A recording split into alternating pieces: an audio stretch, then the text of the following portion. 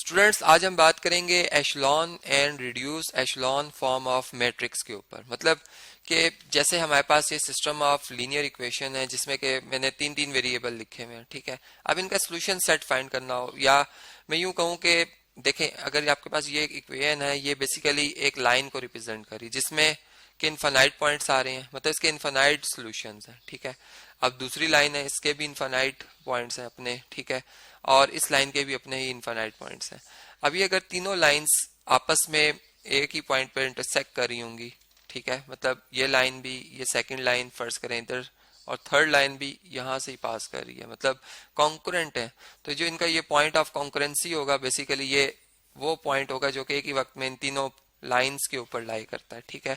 और ये लाइंस जो है वो, ये मतलब ये पॉइंट उनका सॉल्यूशन सेट कहलाएगा, ठीक है।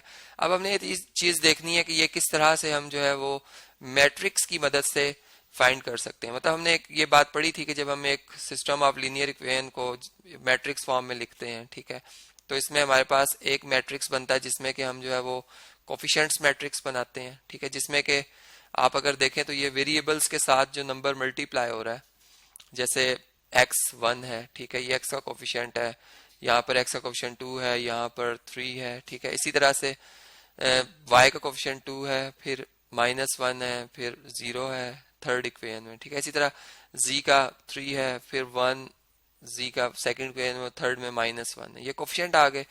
अब इसमें हम क्या करते हैं कि मतलब जो हमारे पास वेरिएबल मैट्रिक्स था, यानी एक्स वाई जी, मतलब अगर हम क्रैमर रूल या अगर हम बात करते हैं मैट्रिक्स इन्वर्जन मेथड की, तो हम उससे इस्तेमाल करते हुए, मतलब यहाँ पे हम लिखते थे एक्स वाई जी, ठीक है, और इक्वल टू यहाँ पर हम वो एंट्रीज बना देते थे जो कि मतलब जो हमारे पास ये कांस्टेंट टर्म्स वाली थी, 3 4 1, ये इसका एक मैट्रिक्स आ जाता था।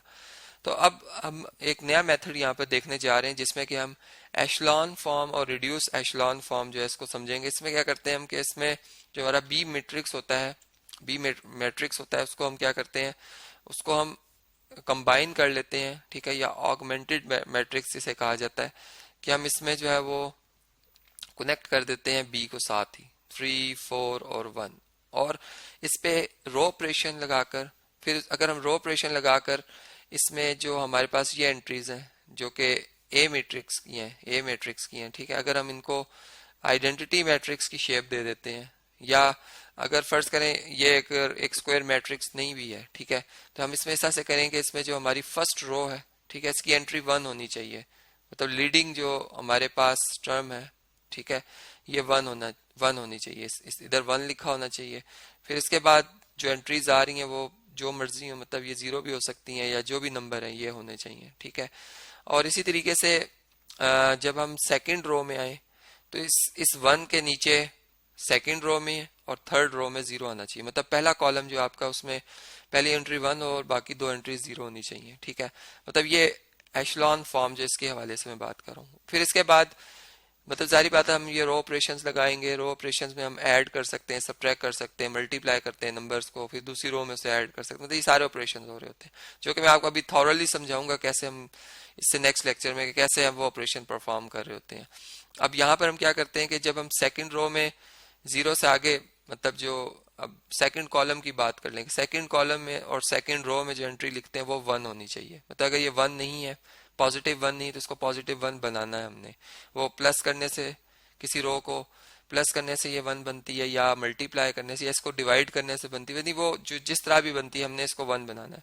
और उसके बाद जो भी नंबर आ रहा है उसको मतलब जो अकॉर्डिंगली बनेगा, जैसे फर्ज करें यहाँ पर 2 बन जाता है, यहाँ पे -5 बन जाता है, तो जो भी बन रहा आपने वो लिख लेना है। और इसके बाद जो 1 से नीचे एंट्री है वो 0 होनी चाहिए, ठीक है। और फिर ये वाली एंट्री जो है, मतलब जब हम ये बना चुके होंगे तो फिर इस एंट्री को 1 होना चाहिए, ठीक है, 1 होना चाहिए, और यहाँ पर जो भी उसके अकॉर्डिंगली आ जाए, फर्ज करें यहाँ पर 2 आ जाता है, ठीक है। तो अब आप देखेंगे इससे हम क्या फायदा उठा सकते हैं कि हमने अपनी जो ये इक्वेशन है, ठीक है, इसमें जैसे अगर हम लास्ट में देखें तो हमने जो यहाँ पे अगर आप देखें कि जब हम इस मैट्रिक्स को मल्टीप्लाई करते थे एक्स वाई जी से, तो पहला नंबर x से मल्टीप्लाई होता है, दूसरा y से, और थर्ड वाला z से, ठीक है। मतलब x और y का अगर आप यहाँ पे देखें कोफिशिएंट 0 हो चुका है, तो z का कोफिशिएंट 1 है, इसका मतलब z की वैल्यू हमने निकाल ली है जो कि 2 है, ठीक है। इसी तरह अगर यहाँ से आप देखें तो y प्लस वाई 1 है और z ने 2 से मल्टीप्लाई होना, 2z इज इक्वल टू बन जाएगा -5 के। और इससे अगर हम इक्वेशन बनाना चाहें तो हम ये बनाएंगे कि x plus 2y plus 3 times z is equal to 3। मतलब देखें अभी यहाँ से हम y की वैल्यू इसमें सब्स्टिट्यूट करके, सॉरी z की वैल्यू इसमें सब्स्टिट्यूट करके y निकाल सकते हैं, y और z की वैल्यू इसमें लिखकर हम जो है वो x की वैल्यू निकाल सकते हैं, मतलब सोल्यूशन फाइंड किया जा सकता है। ये थी जी एशलॉन फॉर्म, ठीक है। अब रिड्यूस एशलॉन फॉर्म क्या होगी कि इसी तरह हम मैट्रिक्स जब लिखेंगे उसमें ये हमारा ऑगमेंटेड मैट्रिक्स होगा, ठीक है। और इसमें हम क्या करेंगे कि जो हमारे पास जो फर्स्ट एंट्री है वो जैसे एशलॉन फॉर्म में मैंने कहा 1 होनी चाहिए, इस तरह होगी, ठीक है। उसके बाद इसमें 0 आने चाहिए नीचे। अब इसके बाद जब हम सेकंड रो और सेकंड कॉलम की बात करते हैं तो यहाँ पर 1 आना चाहिए, ठीक है। इसके नीचे 0 आना चाहिए। अब 1 के बाद यहाँ पर फर्ज करें कुछ भी आ रहा था, जैसे 3 या -3 और ये 4 आ रहा है या -4 आ रहा है फर्ज करें, और यहाँ पर 0 करने से ये फर्ज करें 5 बन जाता है और ये बन जाता है 9, ठीक है।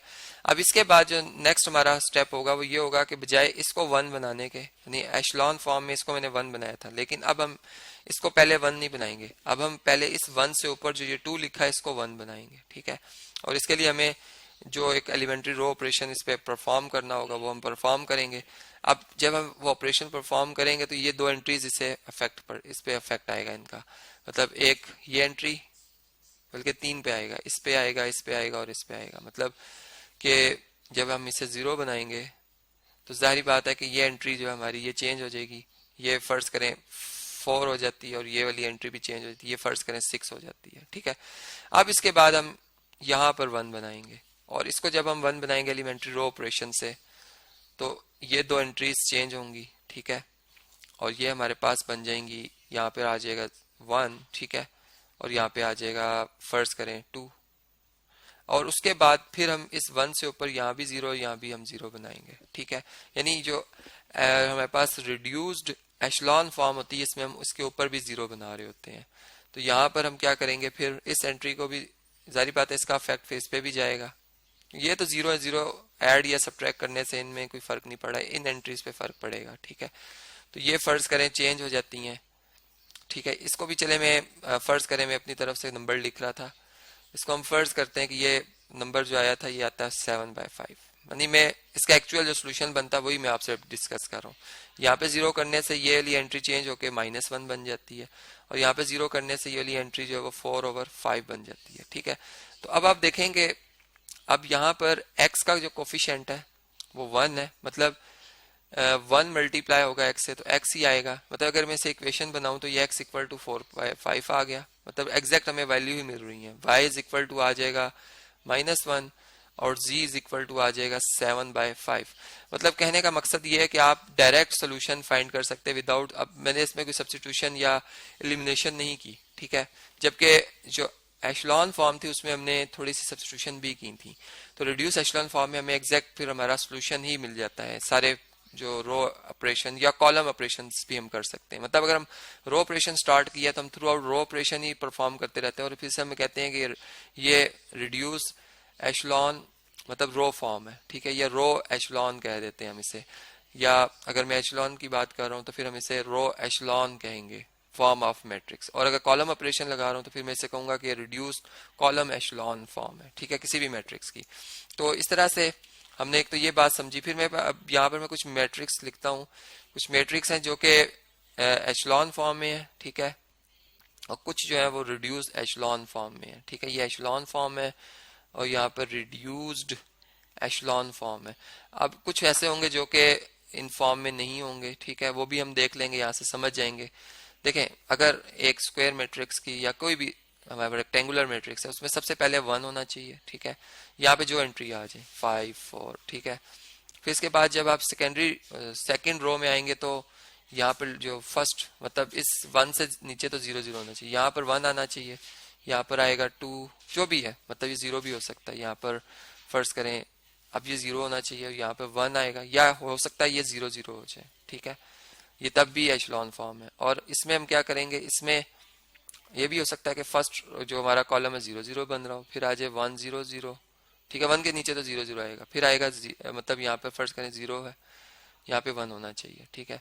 इसके नीचे 0 होना चाहिए। और फिर यहाँ पर 0 0 0 भी आ सकता है, ठीक है, और यहाँ पर 1 0 0 भी आ सकता है, तो दोनों ही रिड्यूस एशलॉन फॉर्म ही है।